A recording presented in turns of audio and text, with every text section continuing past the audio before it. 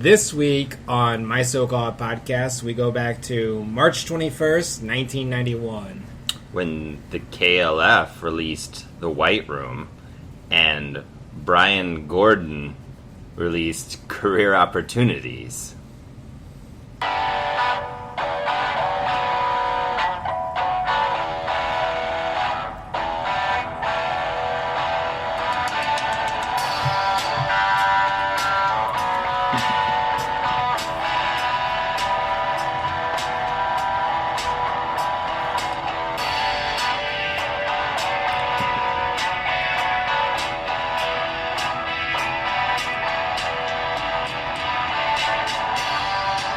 Welcome to My So-Called Podcast. I'm Gary Linton. And I'm Eric Spiegel.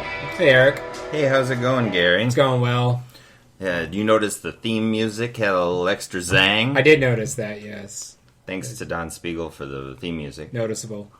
This is an episode of My So-Called Podcast. As we go back to the 90s, we take a look at a movie and a album that were released the same week. Yep. And as you heard earlier, before the theme music, doing KLF's White Room and doing Career Opportunities. Late period John Hughes. Yeah, from writer John Hughes, director Bryan Gordon. Yeah, he's the lesser Chris Columbus, I guess. Do we have a guest this week? I forget. I'm gonna look at you. I see you. I'm gonna turn to my right. Hey, there's a guest. Oh wait, yeah, we have a guest. Colin Ravenhil is here. Well, Colin, thank you. Thanks for coming, Colin. It's a pleasure. Glad to be here. You have kind of a nice radio voice. Thank you. I did have a grandfather in radio. Oh yeah, really? Yeah. What's he do? Well, he does nothing anymore. Oh, but, he sorry. passed away a few years ago. But originally he was on the radio as a radio DJ. Oh wow, that's cool. In Florida. Florida. Yep. Do you have any audio of that? Anybody on the radio in Florida? Yeah. No, just stories. Stories. But yeah. Like what era? The 70s and 80s. Oh, okay. So I think it was more of a classic rock sort of station. But Well, that would just be rock in the 70s. It would have been rock. Indeed. Nice. So, thanks for coming, Colin. This is an interesting pair of things that we've chosen. Indeed. Very odd. We usually let our guests, choose. It's usually like the guest gets to choose one piece that they're like, I want to talk about this, and then we have to shoehorn the other media into the conversation. Which one were you wanting to talk about more, the KLF or Career Opportunities? My preference is the KLF. Okay. The White Room, that was my favorite album of 1991 and continues to be a favorite. Oh, so. All right. Well, yeah. Well. So you came right back with the White Room very quickly whenever we were discussing this. So yes. And it wasn't new to me, but it was kind of blowing my mind that that's what you picked, and so we had not discussed it yet, obviously. So good times. Yeah. Mm-hmm. Mm-hmm. Well, we'll get back to that in a second, Yep. but first we like to get us all back in that 1991 mindset with a little trivia. I don't know what's going on with the score, Gary. Do you? I know I'm winning. 17 to all 11. That matters. 17 to 11. You are winning. So you could theoretically take the cake this week. Oh, that's right. Why don't you vamp for a second? I need to close the door. Sure. Yeah, I can do that. So you know what, Colin? Why don't you tell us where were you when you not when you first heard KLF, but I guess in 1991, what were you doing? 91. This year, 91, I was. It was in a special social studies class for troubled kids. Oh, well. Yeah. Due to sort of my run-in with the law. Anyway, you don't want to before. talk about that, but if you don't want to, you don't. No, I don't. But I don't. It's fine. It's fine. But anyway, that's Everyone listening is going to be very intrigued. exactly, yeah. Definitely. But this the album that I'm talking about today, I got from the BMG Music Club. As nice. many of us joined that for the free CDs. Mm-hmm. But CDs at this point, huh? Big bucks. yeah, 91? yes. A lot of people online talked about having this cassette. Oh, really? I think a lot of people had cassettes in '91. Yeah. I got my first CD player in 1990, and Was it huge? it was big. It was a big Sony. Yes, it was. The first CD I owned was the soundtrack to the Teenage Mutant Ninja Oh, Turtles. nice. Yes. Good stuff. Yes. I don't know any songs from that. It's though. the Snap. the Oh. turtle The rap power. or whatever. Yeah. No, but that's not. Turtle power. Turtle yeah. power. Oh, yes. Turtle power. Teenage Mutant Ninja Turtle on the half shell that the heroes Oh, wore. wow. In this Okay, day and age, yes. who could ask for more? You had the CD as well. No, I had to record it off the radio. Oh, Yeah. it's close. Yeah, that was how I got my music back then. I would wait with the record, play, and pause, and then you hit the that pause pause. because if you do the record and play right as the song, then you hear the chunk Oh, of the yeah. yeah. So I had a system. It's a science. Yeah.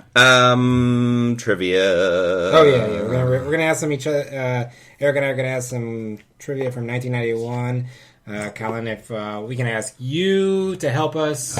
Sure. Yeah, Whatever. when you're on both of our teams. Yeah. All right. Good. Or I always say you could be pulling for one of us over the other and sabotage somebody, Yeah, right? nobody has yet. At Nobody, least, not that we Well, know of. not that we know of. Yeah. I'm usually for the underdog, so All right. That's I definitely see. me. Yeah, that's Paul true. Rick. You want me to ask first, or are you asking first?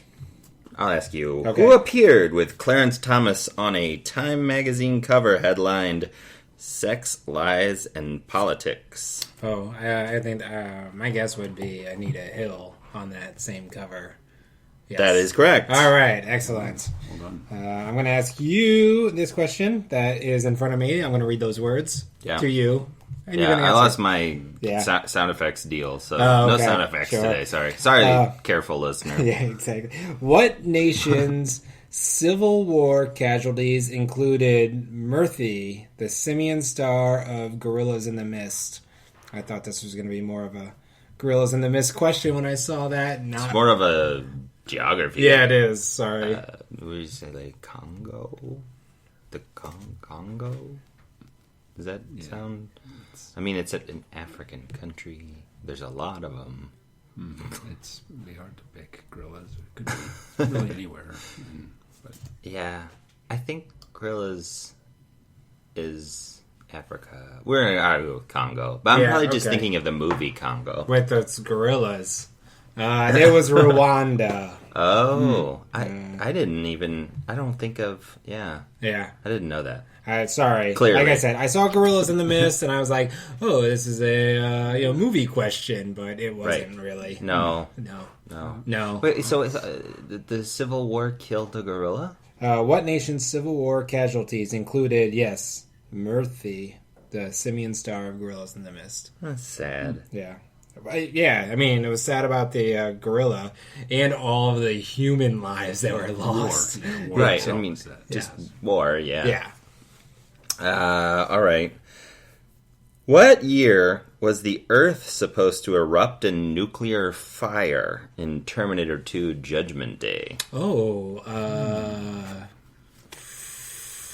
I don't remember. Do you? Do you remember what that was supposed to be? Skynet came in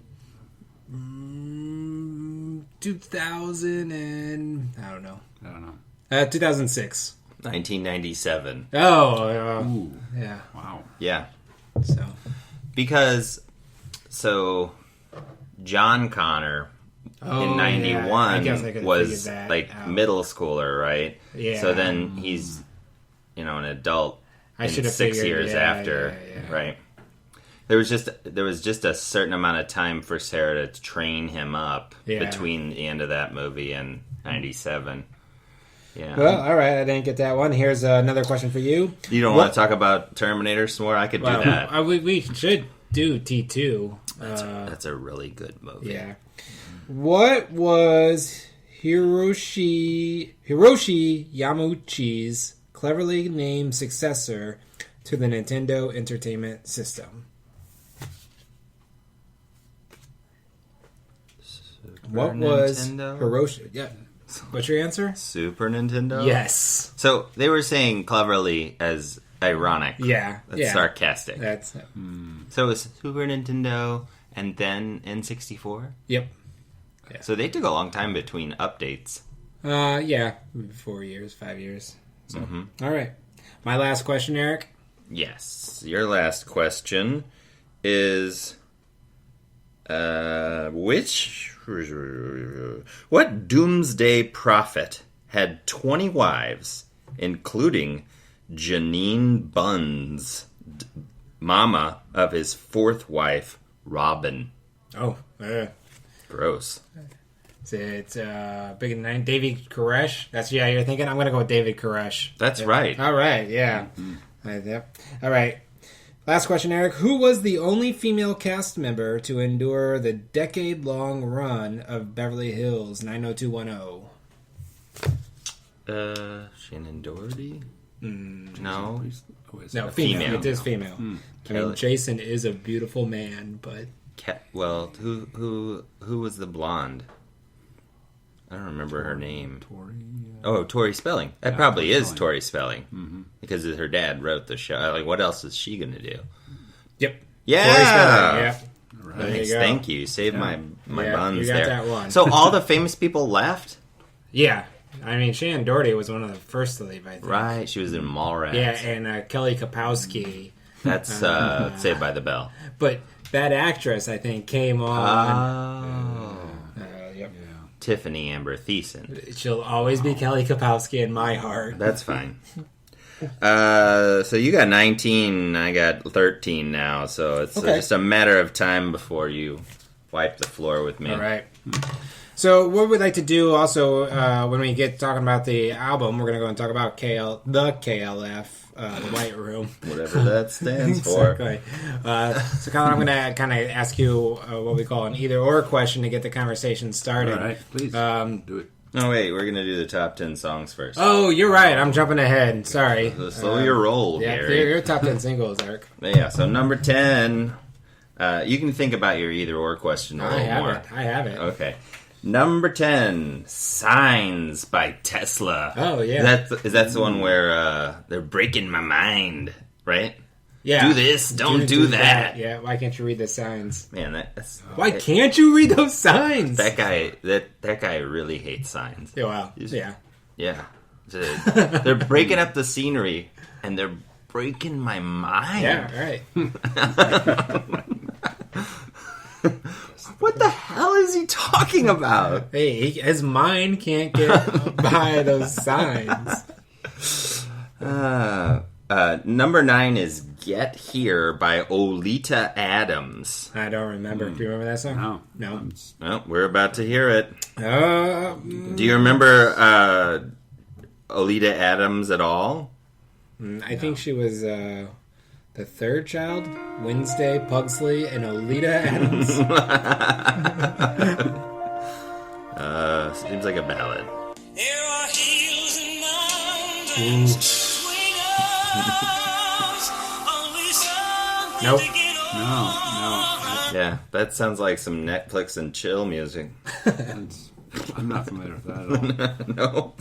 No. Number 8, Sadness by Enigma. Ooh, I remember Enigma, right? They had those monks, and then they had the other one. Electronic, And sort of tunes, yeah. Yeah.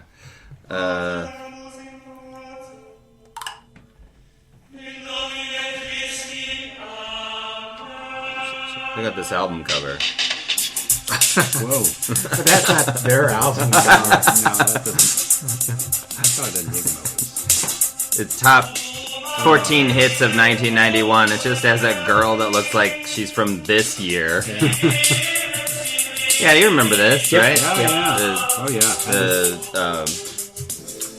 This is one of the big hits of the Gregorian monks was Enigma, and then the other one was that Chant album that everybody's parents had. Yeah. Yep. All right. Number 7, You're in Love by Wilson Phillips, and I was not aware that Wilson Phillips had more than one song.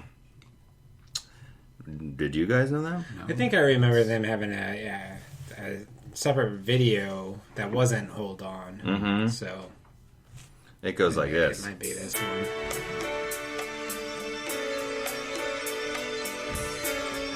It's on the same album. Yeah. Oh, yeah. It's going to establish that I had MTV growing up and Eric did not, so I remember a lot more videos. I had both. Yeah. Well, they have that unmistakable Wilson Phillips vocal stylings. Yeah. Someday by Mariah Carey is number 6. I know that one. Someday. Yeah. The one you live in, practically the only one you're wishing for. Eric loves Mariah Carey. That was, I sounded just like her just now, too. Close.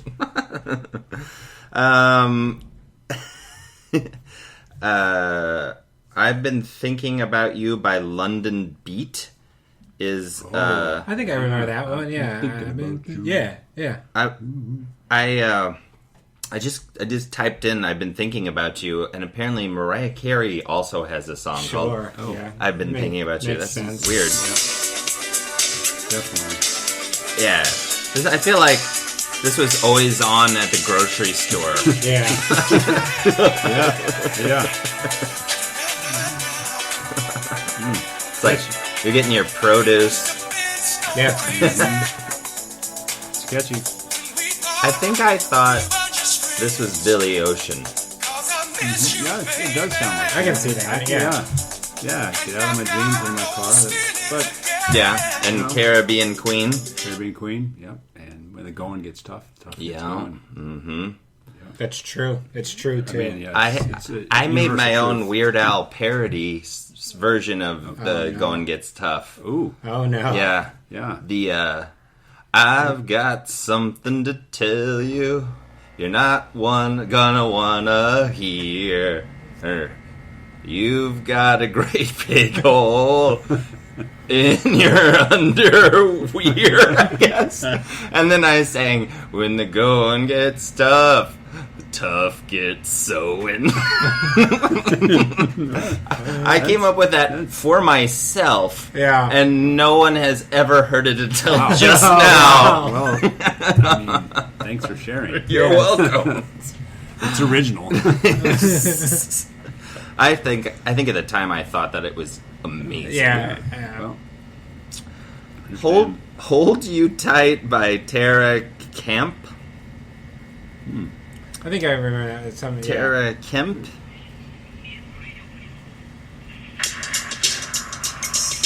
Oh man, this sounds so early '90s already.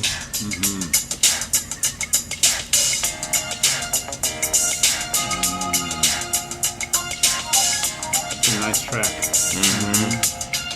Look at this cover. Oh, That's is nice. that a coat or a scarf? I think yeah, it's like shoulder pads. Oh, all day, all night. Wow. Yeah. Yeah. Boy, man, that makes me feel young or old. Take your pick. This House by Tracy Spencer is number 3. Anybody? Nope. No. All right.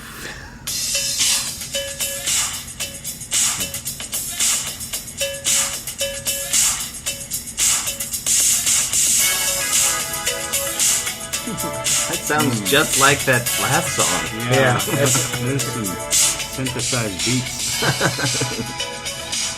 And is that cowbell? Yeah. Yeah, I mean, definitely. It's the cowbell button on a Casio, I think. Yeah. I think there was a cow in this band. it could be.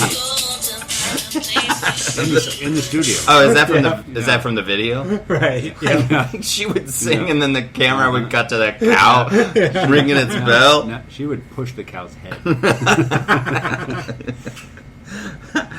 Number 2 is One More Try by Timmy T, which... You might never give it one more try. Oh, yeah. Right? That was... I think I danced to that at a school dance. Yeah. Sure. And we all danced to that. it was school dance. And then number 1 is Coming Out of the Dark by Gloria Estefan. Okay. Remember that one? I do. So it's like a power ballad. Yeah. A lot of female power ballad singers on the charts in 91. And I can't believe sort of KLF wasn't on it.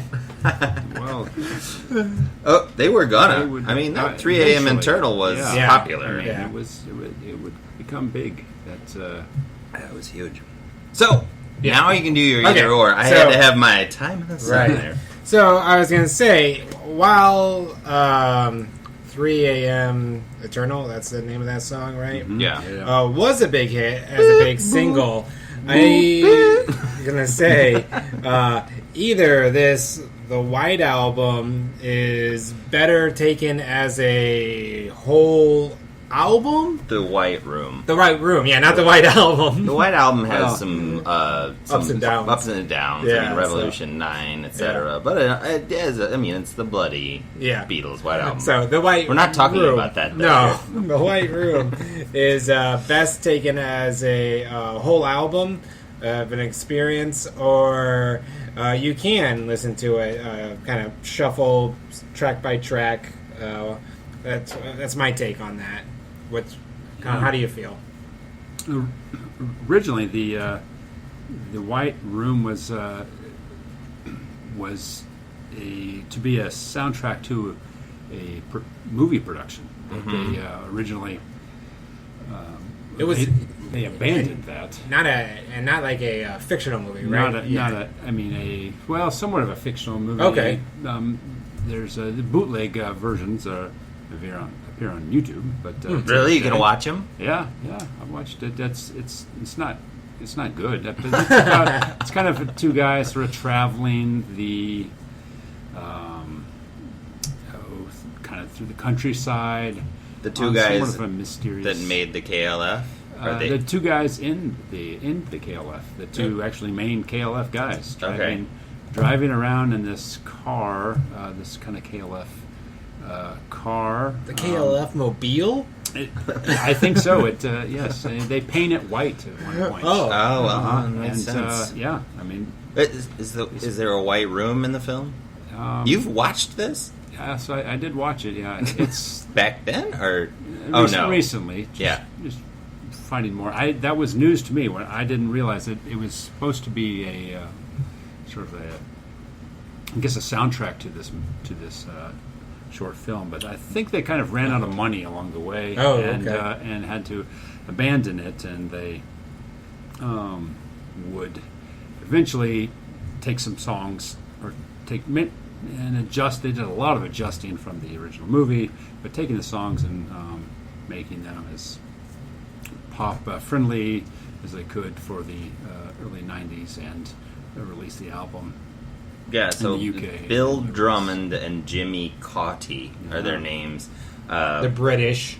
Scottish, right? Oh, are they Scottish? Uh-huh. Though they have aliases. Yeah. Tell us about that. Yes, Bill Drummond, alias King Boy D, and Jimmy Cauty, alias Rockman Rock. Originally, Okay, so yeah, Jimmy Cauty is English and Bill Drummond is Scottish. Oh, okay. that helps. Together they've their band had a variety of names. Justified Ancients of Moo Moo, which they often short to the Jams, and then there was also they were one album known as the Time Lords, which actually released a pretty popular song that was Doctor in the TARDIS. It came out, I think, in 19... Oh, right in the Doctor Who phase. Yes, taking off some Doctor Who and... Oh, and even the Time Lords is Doctor Who too, isn't it? Yeah, I didn't pick up on that right away. Yep. Do you know what KLF stands for? No. Copyright Liberation Front. Right. Yes. But no. Spelled. Yeah. with a K. They released they're on their own record label. Yeah. Like it wasn't unusual. Yeah. Oh, well, that could be why they ran out of money for that movie. Probably, yes, definitely. They published a book. They did, yep. The manual of how to have a number one the easy way. Yes, yeah, and some contemporary artists, I think, have read that book. I can't remember who those artists are, but You think that it actually works? Yeah, let me tell you about somebody who read that book. Michael Jackson. very much. That doesn't even make sense time-wise. Oh, okay. Well, He read that book, and that's how he came up with the Dangerous album? Is that the way you're thinking? right. Too easy for him. So that book, it's a step-by-step guide to achieving a number one single with no money or musical skills, and a case study of the duo's UK novelty pop number one, Doctor in the TARDIS. Yep. Oh, yep. yeah. It was a proto jock jam. As a take on Doctor Who. Yeah. What? Yeah. The video itself. You should check out the video for Doctor in the TARDIS. It is. I'm about to here. It is.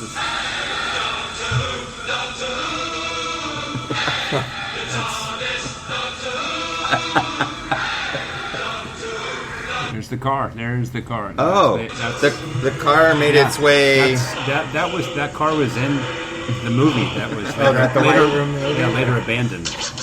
Yes, and that's I think a robot. A Dalek, maybe. Yeah, Dalek. Yeah. You can tell we're a big who heads. Whomonger. Yeah.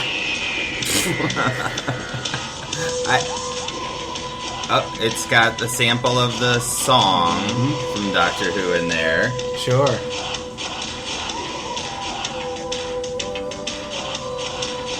Well, all right, yeah. Doctor in the TARDIS. Yeah. Yeah, that's a classic. Yeah, well, you can tell that they didn't have musical skills to create that. Yeah, It was just... So, I guess it's a lot of sampling, liberal sampling. I mean, I guess they gotta know what sounds good, but they're probably better at working the computers than playing guitar, playing the git fiddle. Well, yeah. Well, nowadays they'd just be called a DJ. Yeah. And they would, I mean, like, there's tons of famous DJs that don't play any instruments, right? Yep. Now, it's not unusual. Yeah, you got the DJ from not Smash Mouth, but Sugar Ray. You got that DJ. He's famous. What does he do? He just plays. He's the DJ. He does the record scratch Yeah, noise? Exactly. Is that band still together? I think it is. Maybe. I think they do those cruises where you go and you listen to Sugar Ray on the cruise boat, and then also probably Smash Mouth is there. And Yeah, maybe who else would be there? That's we should get some sort of cross promotional with those cruises. like a carnival, maybe. Yeah, probably. Yeah, that's. You could hang out with them afterwards too, because I'm sure that the place where they play is not that big. No, not. What if you accidentally we were can go on back to the that. Smash Mouth cruise? Yeah. You just went. You just went you had good tickets for this cruise, and it turns out to be the Smash Mouth. Everybody's got the same Smash Mouth spiky hair walking around with like really long shorts and a bowling shirt. I just remember them. It was on the Shrek soundtrack. Yes. So that was, I like Shrek. So Smash Mouth, they just kind of came with the. Yeah, I mean, you have a hard time not running into Smash Mouth if you were alive for the past 20 years. They still play it on stations today. Yeah. It's Do you guys know about requested Somebody Touching My Spaghetti? Yeah, I mean, we have kids the same age, so. There's one of those with the All-Star. Oh, yeah. Yeah. That's very good. You should check it out. Oh. Moving back to the KLF. what were we talking about? DJ. DJ. Doctor in the TARDIS, actually. But it's interesting. Following Doctor in the TARDIS, they would release a single later, called "Whitney Joins the Jams," where they really sample heavily off of Whitney Houston's "I Wanna Dance with Somebody." With somebody, yeah, really. It's a good. It's kind of a funny song. There's also some samples in that song from Mission Impossible and the Shaft theme song. And these They almost seem like a novelty act here. With Doctor Who, Doctor in the TARDIS, a Whitney mashup. Well, yeah, I mean, they called the Doctor in the TARDIS a novelty hit. Okay. Like, they knew. But I don't think the White Room sounds like a novelty album. No, it seems very serious.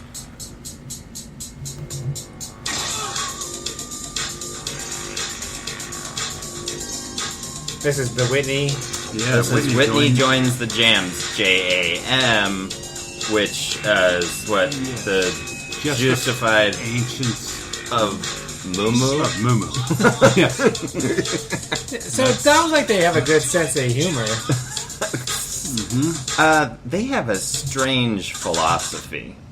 Yeah, they are very sort of influenced from sort of the Illuminati, sort of this political organization. Anarchy, this sort of their interpretations, and they kind of bring this like almost like druid-ish like story into that's the Justified Ancients piece. Yeah, this with the videos, there's sort of the very capes and hoods, that's and fun. it's They even have like that song, Justified. Not to interrupt. Justified and Ancients, a song on the White Room. Yeah, so that's a theme that they might have. Yeah, Justified and Ancient. And originally, on the original White Album, it's just a track. They later release a different version of Justified and Ancient with Tammy Wynette. Really? Wow. They recruited her and did a song. It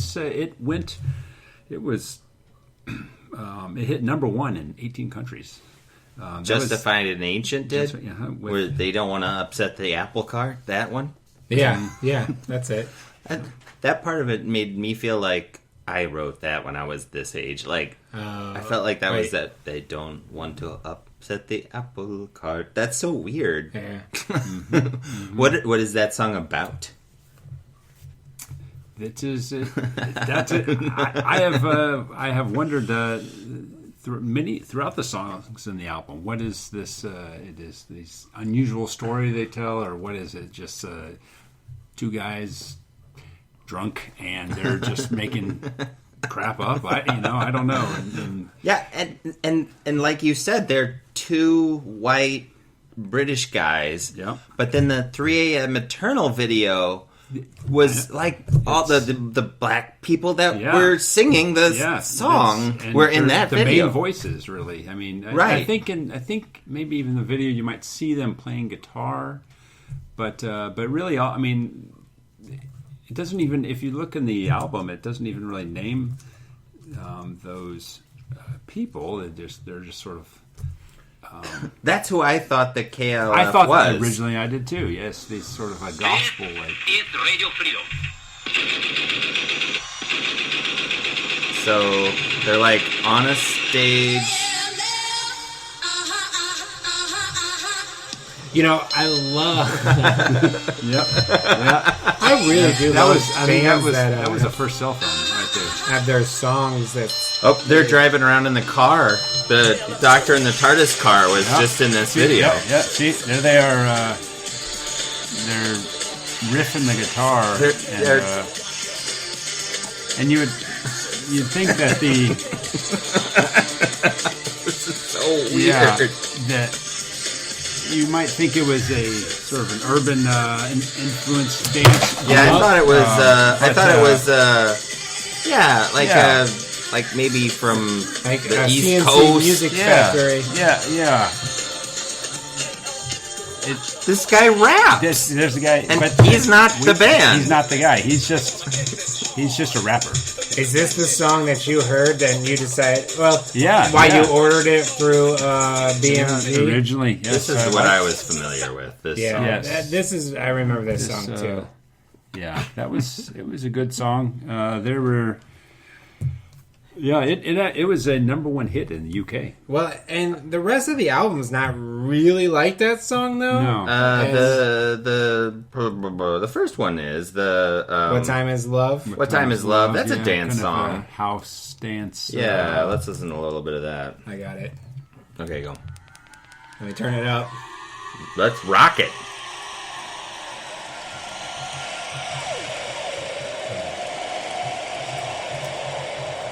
You got it, do you, Gary? Yeah, I can skip ahead.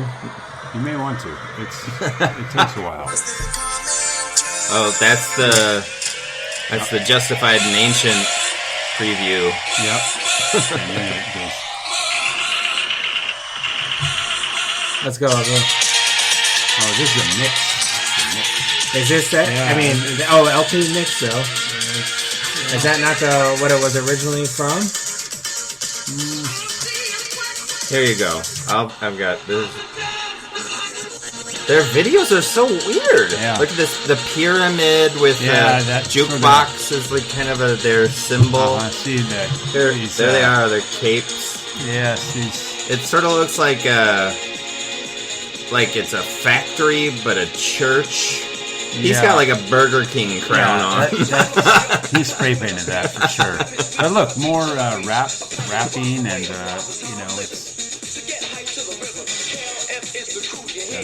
They say KLF a lot. there's a lot of profundity. They're just sort of a bastardization of music.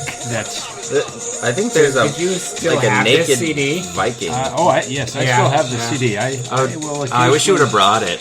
It's very well worn, but I still have it for sure. Because it's not on There's any of the streaming There's like services. African tribesmen with shields, and his guitar is shooting fireworks. Those might be sparklers, but I highly recommend everyone listening to this podcast right now pause it and watch these videos. Yeah. They are fascinating. They tell a story that's unusual. Do for they? Sure. I think it's it makes you wonder. I think they went to some sort of a costume shop and just grabbed a bunch of stuff. Yeah. It's crazy. At the time in 1991, though, they were the jam. In many ways, A darker, harder complimentary album called The Black Room was supposed to follow The White Room, but never materialized. But they didn't stop doing stuff, right? They kept doing. They had like a foundation. This is the last KLF album, though. But but then they became. They stopped doing music, and they would do that. What did they do? They like deleted their whole back catalog, right? They did. They said they would get back together if there was world peace. Oh, wow. That's a shame. Yeah, it's going to be a while. And that's probably why they ran out of money for the movie, is because they deleted all their stuff. Yeah. Well, that and two things really stick out in my mind as far as KLF history. So they had this really crazy performance, sort of a collaboration with this death metal, extreme noise, terror band at the February 1992 Brit Awards, and they. It was 3 a.m. Eternal. They performed it, but in a death metal sort of way, with shouting. You could pull it up if you want. I mean, it doesn't. It is the song, but doesn't sound. Well, it's just a different translation, perhaps, of the song. But then at the end what award? The what awards? Brit Awards. Sort of the British Grammys. Yeah, the British Grammys. And at the end of that performance, they fired machine gun blanks into the audience. Which was, is a way to go. And then later, later at the after party, they dumped a dead sheep there. The sheep is a common motif in a lot of their art, and as well as an ice cream truck. But dumping a dead sheep at the after show party, they're kind of trying to go out with a bang, right? And then deleting their entire back. And I guess that's why it's not on any streaming service then, because it's been deleted. Yeah. So nobody has it. But to make things make things worse, they're their own record label. They obviously didn't release it. I think Arista, they press copies of this still of the White Room in America. In America, so they couldn't delete. They deleted everything in the UK, but because they'd already signed with the Arista in the United States, they weren't able to. Oh, well, then Arista could put it on. Why isn't Spotify. it on Spotify? Yeah. I wonder if they keep it off somehow. They can. I mean, I think they can't. No, they could. I think like Pink Floyd and Taylor Swift takes her sweet time putting her stuff on. Beyonce's not on Spotify. Yeah. But here he is.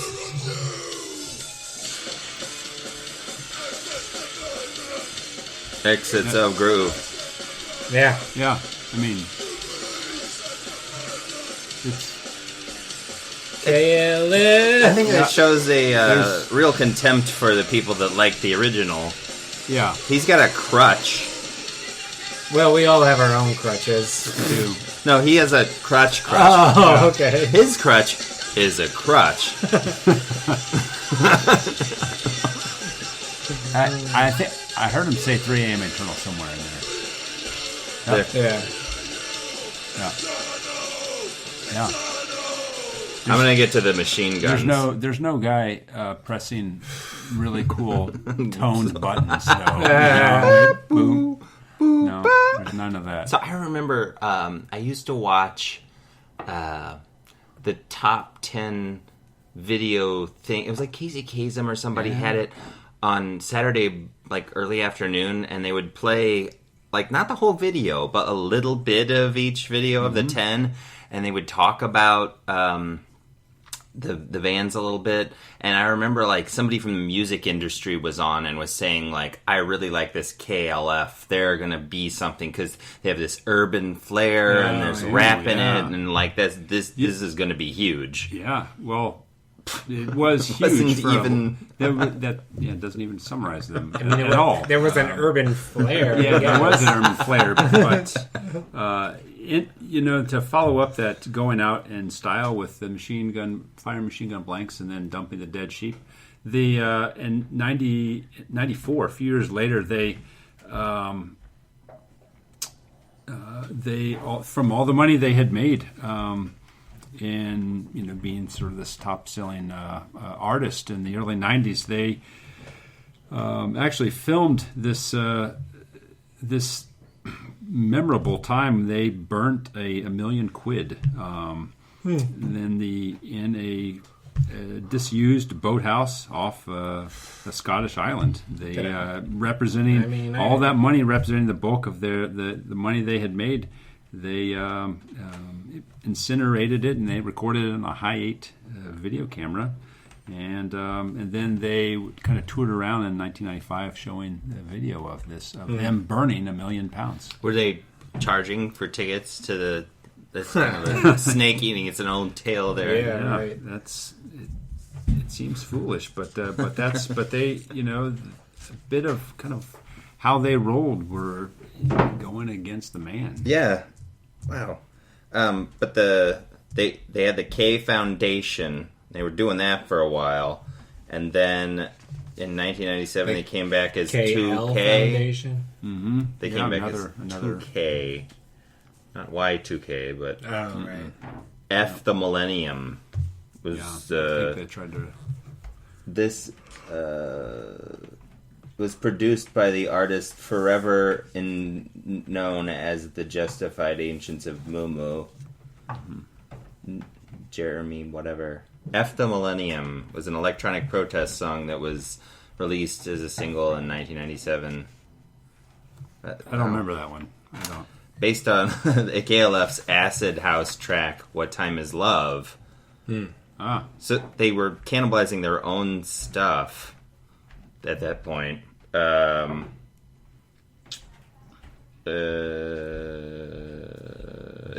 They were trying to mock the notion of a comeback with this. Wow. And also trying to come back. Yeah. At the same time, ironically. That's... Oh, Yeah. whoa. Yeah. So Drummond and Cotty's campaign to F the Millennium also involved an appearance by 2K at London's Barbican Arts Centre and a number of outlandish proposals to commemorate the millennium under the moniker K2 Plant Hire. These activities were intended to culminate in the construction of the People's Pyramid, a 150-foot high structure built from recycled bricks. But the pyramid was never built. So there's a theme also of like big ideas. big plans. Yeah. Yeah. That never... They just don't come to fruition. I understand. I There's don't... an unusual history, to say the least, with this, band that is not quite what they seem, and with crazy events. I thought this sort of electronic house British early '90s music was good, but the stories, the history. This is the millennium.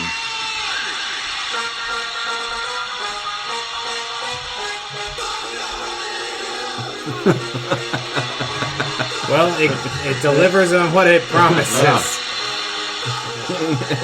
It tells you what it's going to do, and it does it. Yeah, they're Okay. Wow. So, you were saying, Gary, that the songs don't all sound like 3 a.m. Eternal. Yeah, that's... there is a bit. Yeah, it's different. There's like kind of a country thing going on in one of the songs. If you watched I found watching the movie that was abandoned actually really helpful in understanding the rest of the album, because you kind of see these two guys driving in that car and this road trip and Are the videos that were made out of the pop songs, are those a part of the movie? a little, but not much. Most of the movie is the two guys driving in that kind of Doctor Who like car, kind of through the countryside on our sort of a road trip, and because the rest of the album does not sort of reflect that sort of electronic house kind of style. Yeah. Only really like two or three songs on that CD. The rest of it is kind of Church of ambient, the KLF, ambient last sort of train to Trans Central. Yeah, that one's the upbeat one with 3 a.m. Eternal. But there are other ones, Build a Fire and The White Room itself. The White Room itself. Yeah, kind of trippy electronica. So In the North American Arista release, samples of a crowd noise from Rattle and Hum used to segue between Stadium House tracks are removed. Oh, there's another version of it that's more the soundtrack to the movie one. And that's 10 tracks. Not 9. See? I just I only got have Born 8 Free tracks on it. this one. Oh, well, that's... I think 3 a.m. Internal has a Church of the KLF on it. Say, You should play the Tammy Wynette version of Justified Nation. Do you remember that one? Do you remember when that came out? Yeah. No, I wasn't familiar. It was like she actually did it with them. Mm-hmm. Yeah. What's going on in this? Mumu. Land.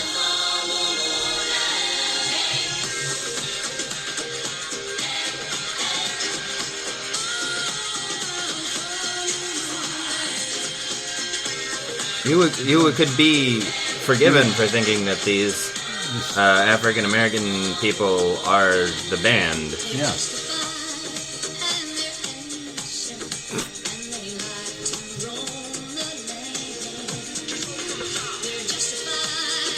This video is bonkers.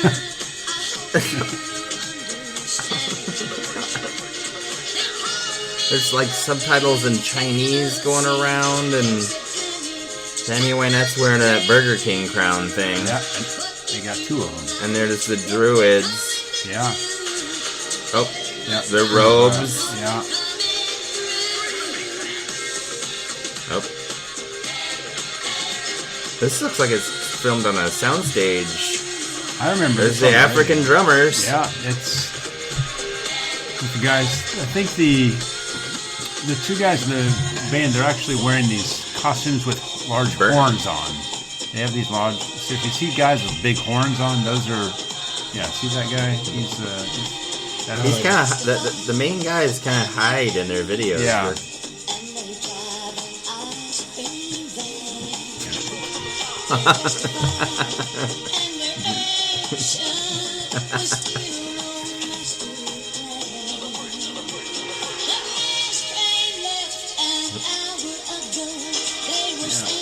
yeah, KLF.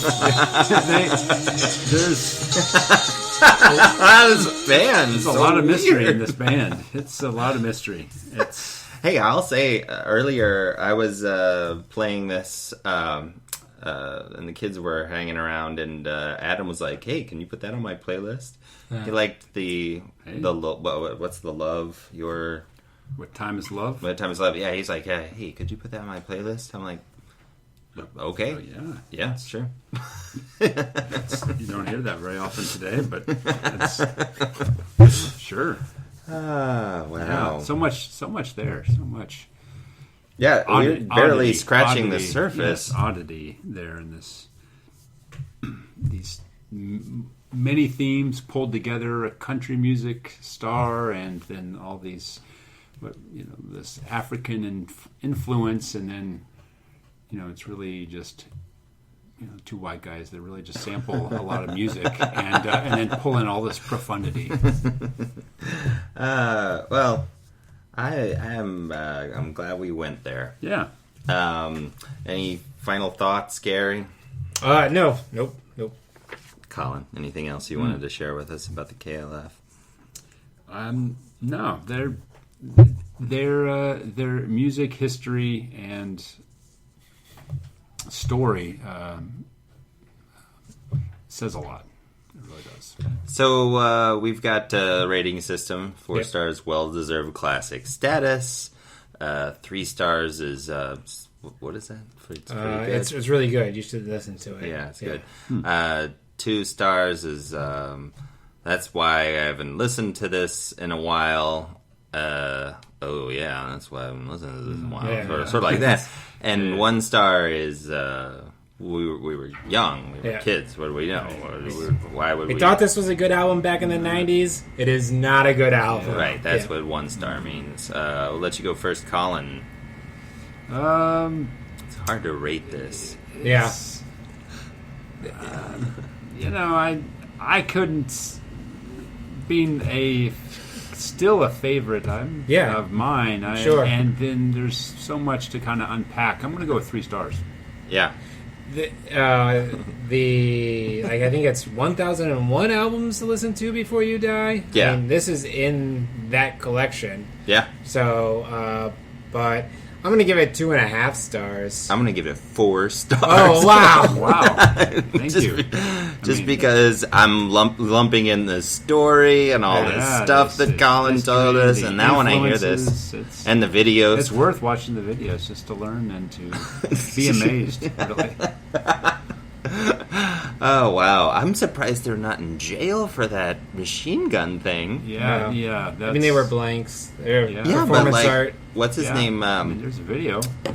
Ask Brandon Lee about blanks. Wow, yeah. Oh, that's true. I wish I could. Yeah, But he's Not dead. anymore. Yeah. Bummer. All right. Rest in peace. Yeah. Well, Yep, we're going to take a break.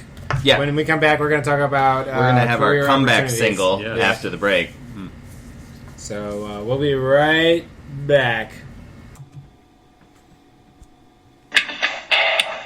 I was 15 when I invented the artificial dog heart. How you doing?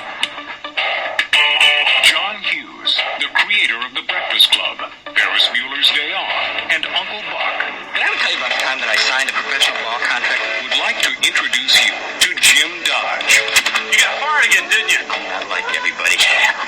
He's got brain damage. It does not. He spent 21 years improving on reality. Going to Paris on an F-14. Jim is going to find himself. Are you a slacker?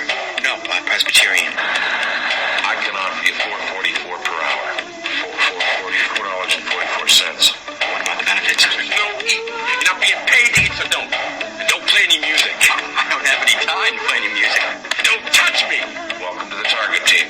You're locking me in? Then, one wild night, Jim Dodge finally found the real thing. In aisle 5. What are you doing here?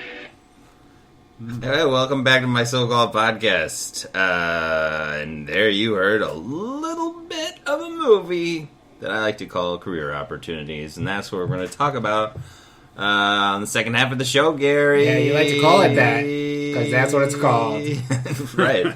I could probably come up with a better name for this movie. Jim Get. Yeah. Jim Get? A Night at Target. Right. Superstore. Which is actually a pretty funny sitcom these days. Right. Mm-hmm. Yeah, I'll come up with a different name anyway. Colin Ravenhil, you're still here. Yep, still here. Welcome back. Thank you. So Still excited. here, yeah. Thanks for there's Career a opportunities. lot Say. of energy coming off of Colin right now. The one that didn't knock. So I listened to the Clash song "Career Opportunities." In preparation for this No, podcast, I didn't watch the movie. I listened to that song. just because you're in a time crunch. Or,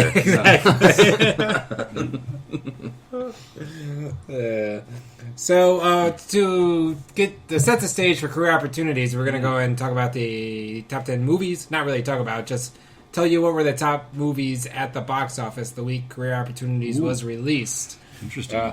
I'll give you those. yeah, here you go. Yep. So number 10 that week was The 5 Heartbeats. Oh yeah, that's like a phony like Motown or doo-wop sure. biography, Makes sense. Yeah. fake. Number 9 was The Hard Way with Michael J. Fox and James some Woods. old racist. Yeah, Yeah. So, yeah. Donald Trump's biggest fan. Yeah, James number 8. Woods. Number 8 was another. My so-called podcast. No, John Hughes. It wasn't about Home Alone. Oh, still raking it. The Yeah, money. in March. Wow. Wow. Number 7 was Class Action. Is that Gene Hackman?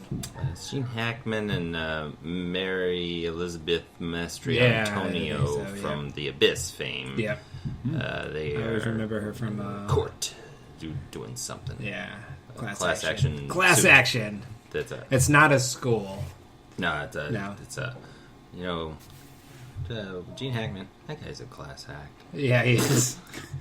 Class, and he has a lot of action. He gets a lot of action still. Exactly. He retired from acting. Wait, did he? Yeah, he was in a movie with Ray Romano It was like Welcome to Mooseport, right? yeah. And then he retired. It's like, Sure. come on, man. Haven't you ever heard of going out on a high note? Well, he wanted to go out on Magnificent. What's that? Wes Anderson movie. Oh, the Tenenbaums. Tenenbaums, He yeah. should have retired that after was Tenenbaums. Amazing. Number my 6, God. Sleeping with the Enemy. Julia Did you Roberts. just call me Coltrane? That's some good stuff. Number 5 is New Jack City, also a previous Mystical podcast. Yeah, one thing that you'll note in the early 90s is there were a lot less movies than there were even in the later 90s. Right. And so there's not a lot to choose from. Right. Number 4 is Career Opportunities. That was number 4 at the box office. It was a modest success at the box office. Number 3, previous My So-Called Podcast, Dancing with the Wolves. We discussed that one with another Ravenhill. Best Picture winner. Yeah. We discussed that with Scott. Yeah, Nice. Scott was on that one. Number 2 is The Silence of the Lambs, previous My So-Called Podcast. Right. We done, I think the horror film, Yeah. Silence of the Lambs. Yeah. Number 1, not yet a My So-Called Podcast, Teenage Mutant Ninja Turtles 2, The Secret of the Ooze. And that soundtrack featured Vanilla Ice as opposed to the soundtrack of the first movie that had Snap on it. Go Ninja, Yeah. Go Yeah. Ninja, Go. Go Ninja, Oh, Go yeah. Ninja, Go. Go Ninja. And he's even in it. And Michelangelo gets up and dances with him on stage, I think. Wow. That's the video. Is that in the movie? I don't know. I've never Okay. seen that. Okay. My kids have... I still, yeah. It was So at you the top. still don't know the secret of the ooze? can you tell me? Or No, I don't want to It's a ruin it secret. for you. Oh, yeah. It's a secret. That's right. So this would be an interesting... trivia question because I don't know if it's ever happened before that... Best Picture winner Dances with Wolves, Yeah. and Best Picture winner was gonna be the winner in the next year, Silence of the Lambs, are both yeah. in the top 10 together right now. Yeah. Wow. That's probably never happened before. I don't think so. No, definitely. Let's say not. Let's. Yeah. Yeah. No. Okay. So, do you want to go ahead and either or the movie, Eric or Colin? Do you have a trivia question? I would. Let's Career Opportunities. Probably very well known for starring Jennifer Connelly. Yeah. And- That's how I knew it. I mean, that's how That's many all that's happening in this adolescents. movie. Yes, This is Jennifer Frank Connelly. Whaley. Frank yeah, Whaley Frank was Whaley is because early in you his don't career. care for it. I mean, it's interesting that he's in it. Oh. Are you working up to an either or here? No. I'm just saying that those two. Either There's- Frank Whaley or Jennifer Connelly. There's Jennifer Connelly. some chemistry there. Some, not much, but it's Is that, yeah. it's shallow. But there's. I was gonna the trivia question I was thinking of asking was, what was the last movie that because we were looking there number Dance with Wolves was number 3. That was the last movie that Frank Whaley starred in a movie with Kevin Costner. Oh. And What were they in? That 3 days. Because Kevin has the JFK Cuban Missile Crisis. Was Frank Whaley in that one? Oh, yeah. But I don't know. I was thinking previous to before this movie. Oh, before this. I'm pretty sure that it would have been Field of Dreams. Oh, yeah. 1987. Frank Whaley is Moonlight Moonlight Graham. Graham. Yeah, Archie Graham. Yeah. Oh, That's right. Man, his stock tanked from Field of Dreams to this. Yeah. Ugh. What? He's a star of this movie. That's not a stock tank. Okay, my either or was going to be either this is the worst movie that John Hughes was associated with in any way, or that crown goes to some other movie. John Hughes wrote Baby's Day Out.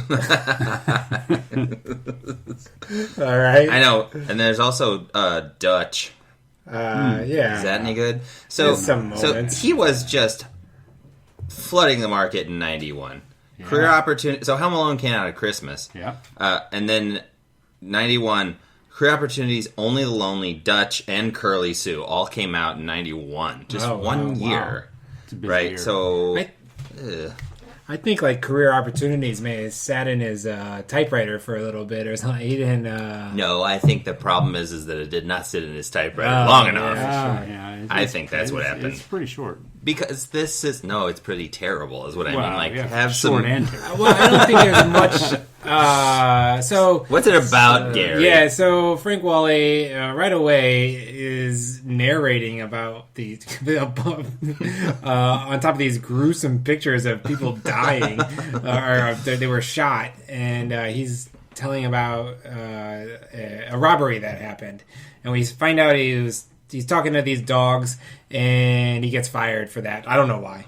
He gets fired for talking to dogs. Yeah, I think it's because he's in the boss's office. So the boss is... But they needed to explain why he was fired. Yeah. A little bit more. I mean, he was watching the dogs. Isn't he supposed to be watching the dogs?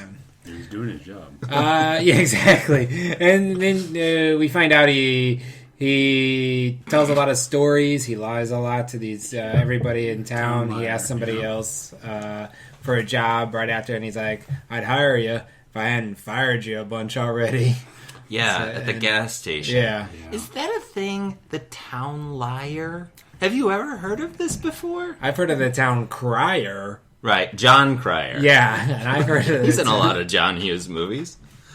and the the town town crier. Meyer, Mike Meyer. The town liar is not a thing that I've heard of. Because you're the town liar. Oh. Yeah, true. Yeah, if everybody you run into is an asshole, maybe you're Right. the asshole, That's right? right. At 21 years of age, though, to be the town liar. Yeah, No, that's right, yeah. It's not very believable. So he gets a job at Target. His dad says you either get a job at Target or you have to go to St. Louis. No, He was like, no, I'm Fate worse Target. than Yeah. death.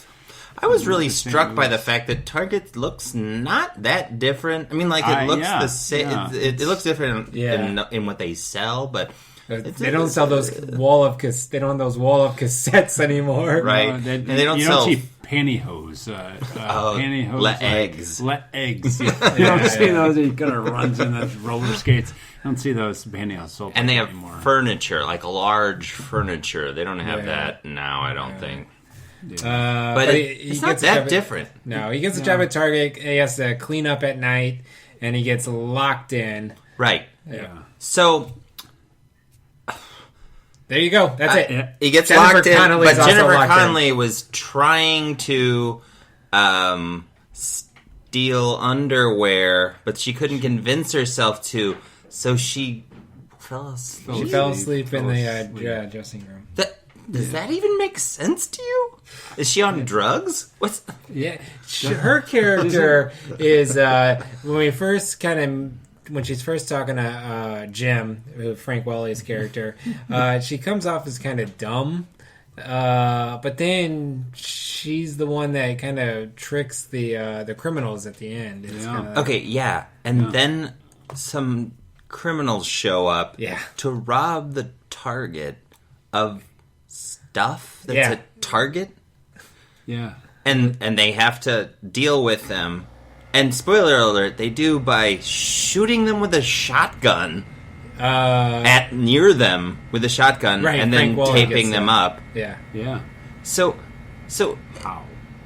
Yeah, we don't know that. We don't know that, how. that gets We don't- cut. yeah, it's like it's- there's the shotgun, and then the next thing we see is Jennifer Connelly smiling. Which I was like, yeah, I'm good. I mean, right, and then they run away together yeah. to what did Yeah. she say, like Wyoming or Hollywood. Spain?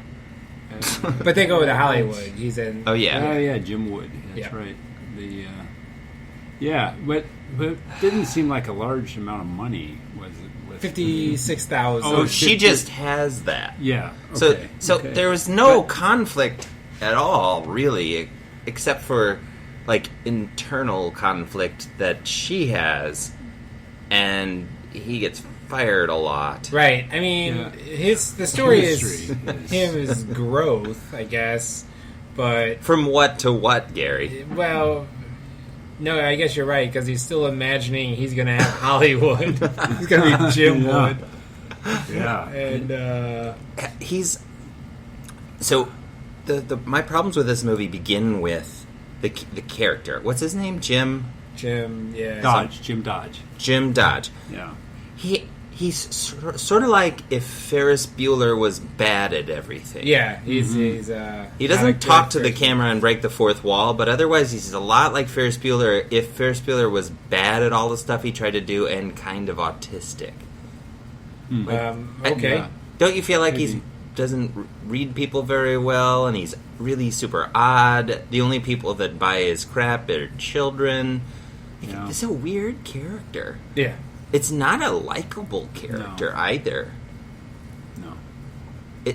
So that's the problem. Plus, it's kind of stealing from his own stuff. Yeah, And he drops in the burglars like Home Alone, right. but then he doesn't do anything with them. Like, they take their gun, then they give it back. This was, and I do want to highlight this was directed by Bryan Gordon, his first major motion picture, and his one of two. He's a television director now. He does a lot of good television shows. He did Freaks and Geeks, Curb Your Enthusiasm. Yeah, he well, did some Westworld. why did he have to cut his teeth in public like this? Yeah, I don't know. There's But It the leads you to asking screenplay questions. is It's a horrible. problem. Yeah, I think the screenplay. I mean, really, I think We the gotta- idea of being locked in the store with a girl is what he had. Yep. And Yeah. he didn't know what to do with it. There's like 20 minutes in the middle where they're talking about what like high school was and they don't know what to do with their life, and that part's fine. Yeah. Yeah, you could have taken a little bit longer. Yeah. I mean, explored some more. I mean, before sunset, before sunrise, those movies are just people talking about I life. wanted more extended skating scenes because we had two of them. Yeah, With the veil. Yeah, and the- I mean, they don't even sell veils at Target. It didn't make any sense to me. Your But suspension where of did he get- disbelief was done there. Maybe he brought it with him. Why is he wearing like weird clothes I and know. stuff? Just for the don't joke, know. I think. you I mean, know. he definitely knows how to have fun. Yeah, I mean- but yeah, it's not.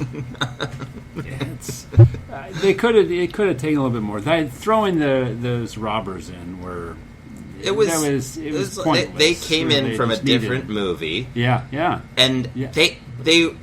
the tone was so off. Like was it Dermot Mulroney And his brother. and his Mulroney brother, and they're like pretty nasty, but also kind they of killed these people before. We learned that they killed people at the beginning of the movie. Right. And it's kind of like, oh, why don't they just kill them? We know they've done that. right. Well, You what is expect their them- plan? Are they going to kidnap them, or I think, yeah, I don't know. they don't have a well-formed backstory to them, and they don't have motivation to be in this Target. They're going to steal cassette tapes, or I don't know what. the Electronics. weight set, Boomboxes, Right. I mean, the dumbbells. and then the tone is off. They're nasty, but they're like cartoony, Yeah, because he but they're falls not off the. funny. yeah, they're not funny. And They're not there's funny, no- and they're not scary. They're just grody. Yeah. I mean, they're slimy. They're slimy. But Yeah. it's confusing. Like, I don't even know what they're trying to do. And then it's very clear that they don't know what they're trying to do. So they're like, well, I don't know, and gives a shotgun and shoots it at them. Yeah, and that's the end. Yeah. That part, I mean, I think John Hughes had one idea for this, and he was rushing so fast to get all these movies out as fast as possible that, Yeah. I mean, nobody would tell him no at that point, I guess. No, yeah. So, like, hey, how about burglars? Okay, burglars. Right. That works. So they're there, and then what happens? Burglars. And like, what's this guy's deal? Oh, he gets fired a lot. Why? Uncertain. Yeah. He gets fired a lot. He tells lies There's, a lot. I always remember. Have you seen Some Kind of Wonderful? Is another John Hughes. It's his reverse Pretty in Pink. Right. Yeah. I love that movie. Some Kind of Wonderful? Yeah. Yeah, I enjoyed that one too. And I felt like the conversation, the family, where they were having that family dinner, where he finds out Jim got fired again. Mm-hmm. That always reminded me of the Some Kind of Wonderful family. Oh, yeah. Yeah. It's like... So, career opportunities... So, 1987, Some Kind of Wonderful came out, and Planes, Trains, and Automobiles came out. And Planes, Trains, and Automobiles is an amazing movie. I still watch that once a year on Thanksgiving. It's so funny, and it's so great. And I'll tell you one of the big things that it has, and all the really good John Hughes movies John Candy. Because John Candy's in Career Opportunities. Yeah, they did the same... Well, no. They did the same thing with John Candy and Home Alone that they did in this one, which is drop him in for one scene, right? Just to sort of class up the joint, and then he rolls out of town. Yeah. I have a feeling he just they're like, whatever you want to do here, John. Like, he didn't even write that scene. Well, right, and it's probably like John Hughes calls up Hey, John Candy. Will you be in this movie? Does he call him John Candy? Hey, John Candy. Well, hey, John Hughes. He's in the trailer, so I mean, that's false advertising, right? Oh, totally. And they're probably like, well, there's not a whole lot of funny parts in this movie. Let's bring in our bread and butter. Yeah, right. You know, right. It's like a script doctor, but you know, let's punch it up by putting John Candy in it. Yeah. And then there's the famous thing. Funny. I thought I got a laugh out of John Candy. He was like, "I can offer you night cleanup boy." Like, what about the benefits? $4.44 an hour. Which, I mean, at the time, I would be making a few years later $4.35 an hour. So I mean, it's 9 cents more. Than minimum wage. Than minimum wage. Yeah. So yeah. I mean. But I mean, if you're in a Target all night, and he was by himself. Yeah, I don't think it's a bad job for somebody that's like bad with people, like he is. Yeah, he's clearly bad at his job, though. Like he's roller skating a lot. I don't know. It lost me when in the first day of his job, he meets the custodian, and the custodian like threatens him with a rifle, and then locks him in. You know, right. Like it's kind of like Did we really need to add burglars to this? There's already something going on there. I didn't know that the custodian. You just don't see custodians with rifles at Target very often. Not anymore. If there's a custodian, why does there need to be the night person? Well, it feels like he was his assistant, you know, because Jim was saying, so we're going to work together. And he's like, we're not working together. You work for me. And then he's like, well, I think it'll be a good time. We'll have a good... And he's like, I'm not staying here. You're doing it. Right. Right. But that guy is really unpleasant as well. He's gruff. And his family is very unpleasant, too. Like, there's... Oh, Jim's dad? Yeah. Oh, yeah, Jim's dad. Yeah, that's terrible. By the way, the minimum wage varies by state. Oh. And minimum wage in Wyoming is currently $5.15. Oh, jeez. Oh, well, that's hasn't gone up much. Yeah, Jim's dad, when he puts the chicken in the peanut butter. That's gross. The drumstick. Yeah. You don't see that very often. No, thank goodness. In fact, at one point, Jim says, I'm getting the feeling you want me out of your life. His dad, he's pretty harsh. Right. He says, I don't want you out of my life. I want you out of my house. Yeah, and I mean... and I can understand. That's probably... That makes sense. And Jim shouldn't be living at 21. And they also have his 20... Well, she was older, too. 25, 26. Daughter was still at the house. Oh, can we rewind? Let's start with Jennifer Connelly's character. when she like makes out with her dad's business partners or whatever. Yeah, creepy. Right. It's creepy. What is going on there? Right. She obviously doesn't like her dad and just wants to make him embarrass him, I guess.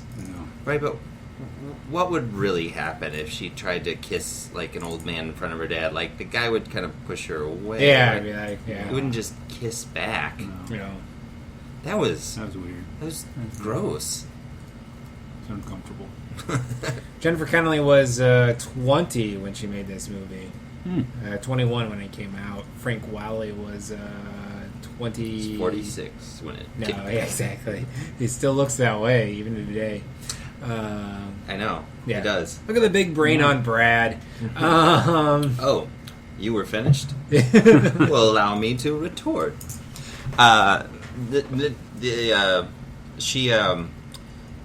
They use in the advertising that thing where she's riding the child's horse, Yeah. coin-operated horse yeah, thing. yeah. It looks like she's having sex at first, and it's like, what? Well, she was trying to like seduce the criminals. Yeah, Yeah, I think so. so. And Yeah, what was the plan?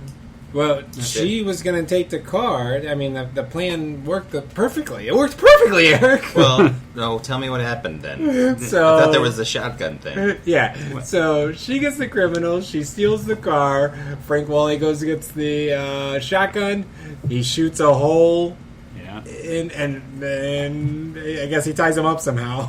Yes. We don't see know. that. We just know it was no montage at all. We just kind of Yeah. cuts right to they're tied up. And then the cop comes to Target the next morning for some reason. Yeah. To be like looking for Jim and. Oh sees the yeah, there's criminals. like a part where the dad is looking for Jim, Oh yeah. and her dad is looking for her. Yeah. but none of that is funny or interesting. That doesn't need to be there. Yeah. Do you know trivia? What do you know? Which Target they filmed this at? No. Yeah, it was a Target in suburban Atlanta. Oh really? Yeah, and the shooting was, I think, all in one night. Oh. According to Wow, really?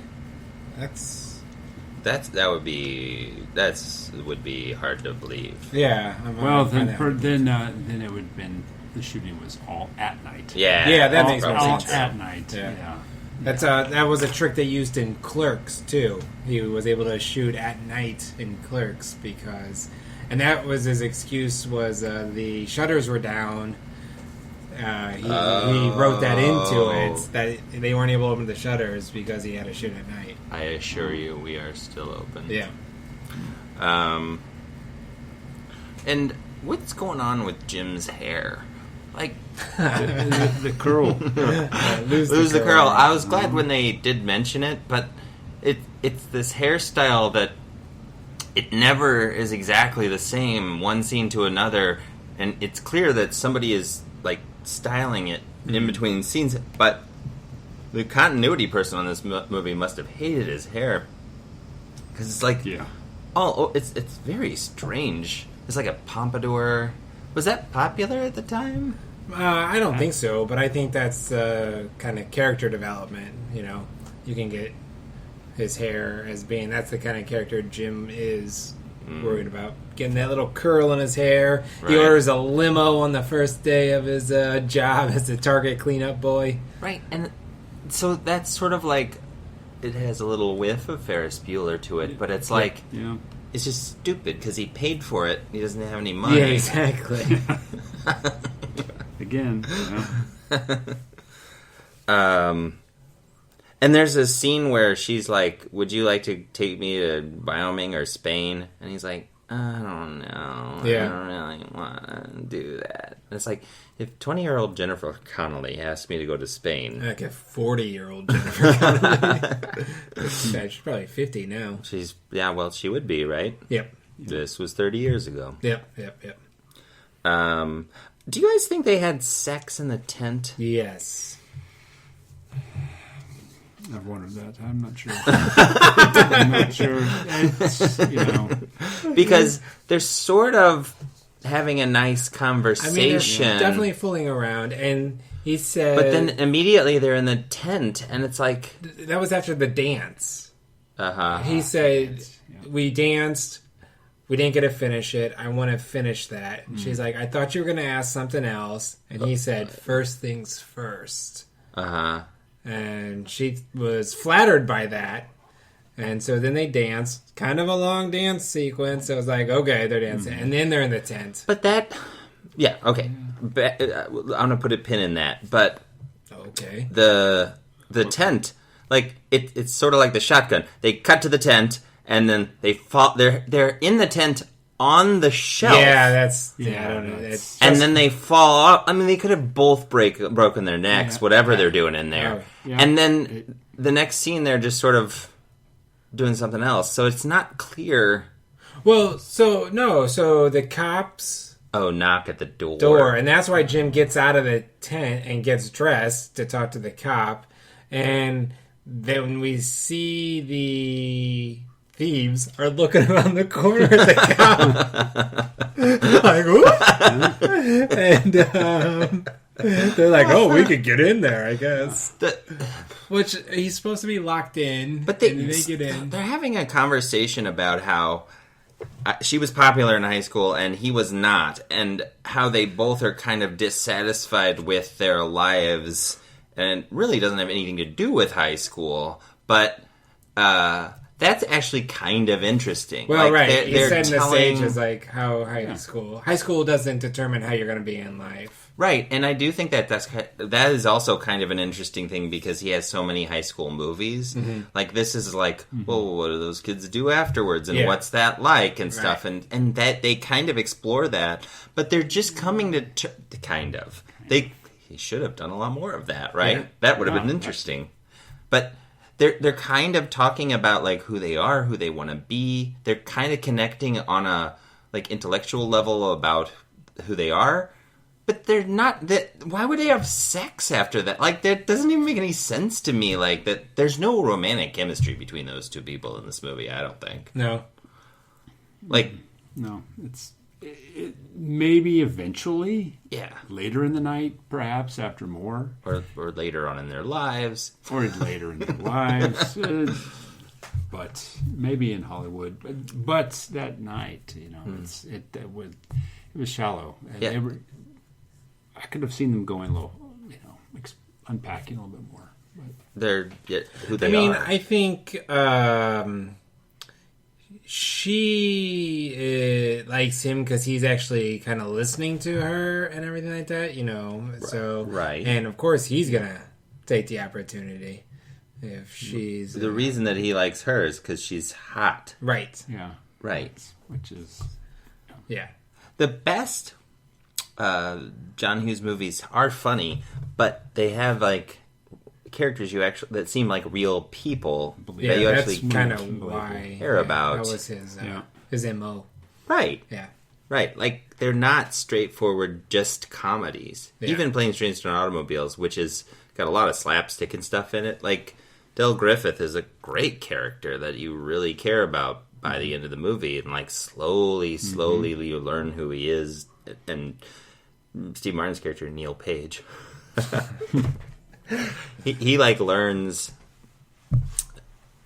stuff about him even after he separates from him, figures him out a little bit. Like, it's poignant. It's like good characters. It's believable. I mean, Home Alone kind of does. Well, it's the old guy next door. It's like a kind of a. But that old man is pretty cute in the church when they talk. Yeah. There's a. But that movie's like a Three Stooges movie kind of a deal. Yeah. Even more so, Baby's Day Out. Well, I mean, it really went off the rails after this because 92 is Beethoven and Home Alone 2. Oh yeah. 93, Dennis the Menace. Beethoven's second. Did he write it, or did he just get story by? Or there's a chart here: writer, director, executive producer. He wrote Home Alone 2. Well, Baby's Day Out. He wrote. Yep. The 101 Dalmatians remake. Flubber remake. Yeah. Home Alone 3. Beethoven's third. Yeah.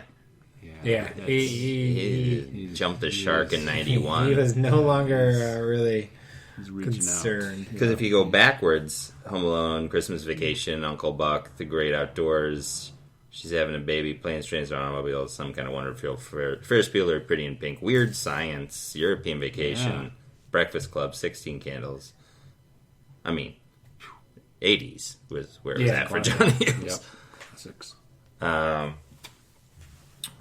The score of this movie was really odd, I thought. Yeah, it was. And it's Thomas Newman, who scored, among other things, The Shawshank Redemption and a lot of Pixar movies.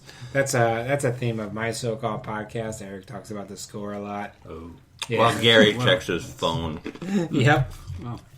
Oh. You're like double checking him? No. Yeah. No, he's probably just doing his email. Or he's on That's Twitter. right. I gotta. Yep. And even I felt like John Hughes's like Some Kind of Wonderful soundtrack is pretty good. I enjoy that one. Of course, Pretty in Pink. But the songs that he chose for this, well, I guess it wasn't really him. He didn't direct it. So Bryan Gordon probably chose these songs. They weren't very good. Like the ones where she's dancing and then the song playing over. Yeah. There's a song in here that I really liked back in the day. Hold on, Eric. Go on, Colin. What are you saying? What there was that one scene, the Betty Boop song. That it was that. He's on the roller skates. Was that the Betty Boop song? When he's roller skating by himself, Yeah. or I don't know, maybe I don't recognize it. I gotta say, I liked when they're roller skating and then the crooks are just standing there and they run into him. That was silly. Yeah, and there's a song right after they're telling him that he can't stay at home anymore. The next song in the soundtrack is "I Wanna Stay Home." Oh, it's like yeah. a little too on the nose. Betty Boop, you looking for that? Yeah. Pull that up. There's a part where he's in the place by himself. Originally, is a song called "Cool, Crazy, Beautiful World" by Johnny Clegg and Savuka. You knew that song? Yeah, I knew that back then. Okay. Cool, crazy, beautiful world. It's got the South African horns and stuff in it. Okay. Remember in the 90s where it was like South African music was... Yeah, Paul Simon brought first. him in. Yeah. Peter Gabriel. Mm-hmm. They were all doing it. Everyone else is doing it. Why can't we? Exactly. Oh, Cranberries, Dolores. R.I.P. R.I.P. Rest in power. R2-D2 soon. Hard year. Any other thoughts? No, I mean, no. It's We just can read so it. bad. What was going to happen in St. Louis? He was just going to have to move there and find a job. Is that what happens when you fail in Chicago? Yeah. Well, this is a suburb outside of Chicago, whereas... Couldn't you just move to Chicago? all of John Hughes' films. Right. This one actually didn't seem like it was in the same place where Home Alone, John Hughes' place. I think they were a little more downstate because they had both, the sheriff and where are you, baby? Betty Boop. Oh, I don't. Betty Boo. I was not Betty Oh, Boo. Betty, yeah. Betty Can you play it? Boo. Betty Boo. I'll work on it. Okay. And the fact that they kept saying St. Louis instead of Chicago, I felt like they were a little more downstate Illinois than. Yeah. Because Well, I guess they were trying to be non-specific since they were shooting in Atlanta. yeah, that could be. Yep. Monroe, Georgia. Mm-hmm. So Did you like this song? Is this the first time you're seeing this This film? is the Eric? first time I ever saw this movie. Colin, how about you? Have you seen it before? I saw it in the theater. Oh yeah. Oh yeah, this was an adolescent, masterpiece. This, beautiful. My older brother, he watched this. Oh yeah. This is what he was listening to when he was skating. Yep.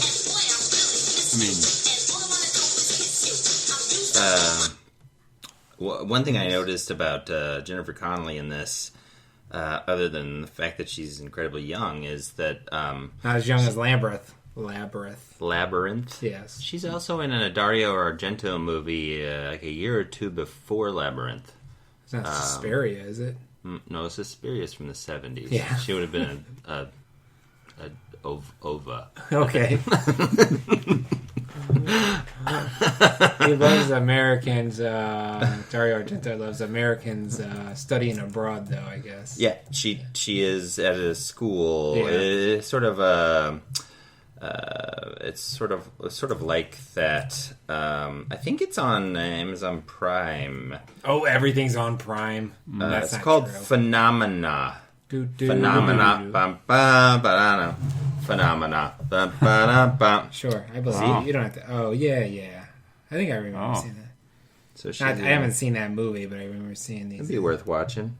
Because, yeah, anything with Jennifer Connelly is worth Yeah. watching. Well, Except the it's- House I of mean, Sand I and don't want to Fog. be super gross here, but it's clearly well before puberty Well, compared to career I had opportunities. noticed it that, was before. but no. Yeah. Yeah, well, she kind of has a little bit of a unibrow going, like, and you would think that the makeup people would just pluck her eyebrows. Yeah, well, Yeah. you know. In between. And, later that year, another 1991 movie classic, she would star in The Rocketeer. That's right. Oh. Yes. With Billy Crudup. Errol Flynn. Yeah, it was. Yeah, we'll do the Rocketeer. Yeah, we should. That has one of my favorite scores of all time. That is Phenomena was... she did Once Upon a Time in America in 84, then Phenomena in 85, and Labyrinth in 86. And so...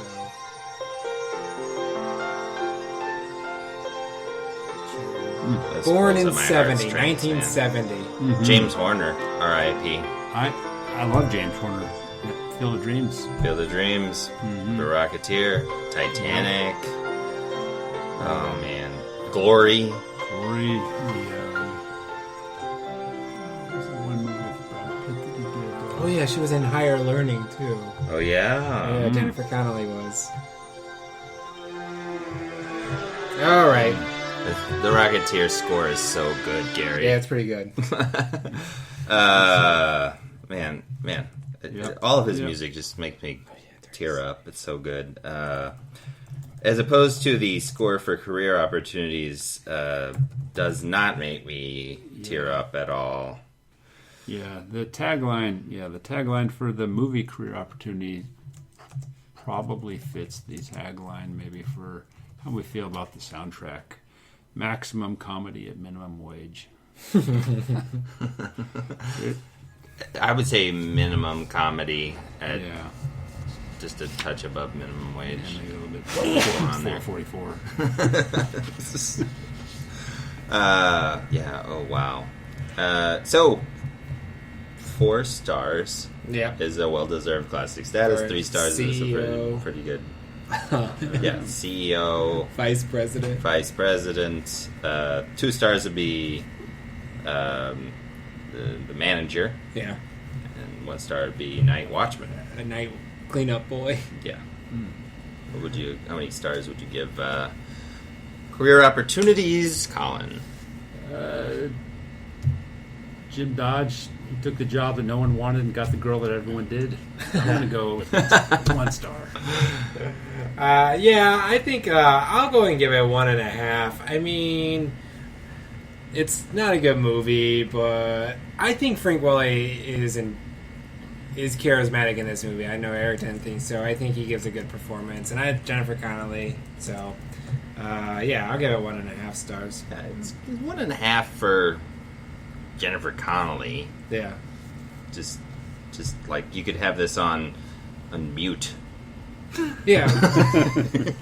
So, what if you're not attracted to Jennifer Connelly? It's 1 star. Okay. Yeah. So thanks for listening. Thanks for listening. Yeah. This is Alan, thanks for being on the podcast. This is Johnny Clegg and Savuka, by the way. Okay. I thought you'd yeah. want to hear that a little bit.